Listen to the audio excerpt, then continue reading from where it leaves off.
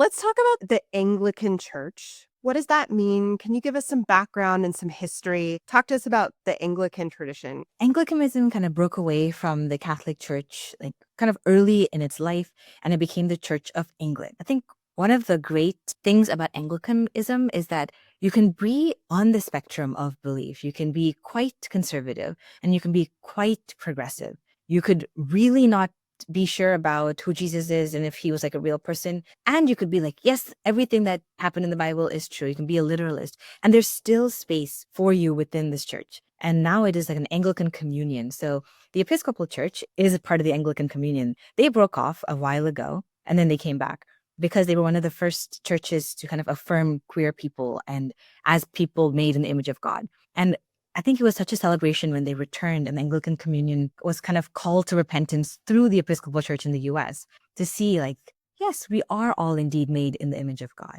So Anglicanism is grounded in a few things: common praise, common worship, and it is very sacramental. There's this inward expression of an outward symbol. So we use things that are ordinary, like water and oil, and through them remind ourselves of the great power of God to save.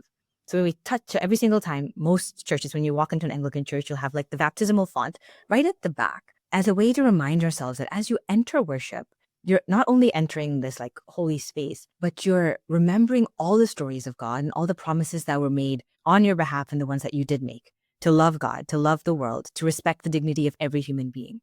So it's very sacramental. We use ordinary things to remind us of the greatness of God and the goodness of God in our lives. And then our duty to go out and live those goodnesses. And I think the last kind of cool thing about Anglicanism is that, at least here in Canada, is that we are a minority church. We are about 1 to 3% of any neighborhood, sometimes less. And it's given us a deep sense of humility that it isn't a church of power. Historically, huge power. I think we're one of the largest perpetrators of like violence in the world.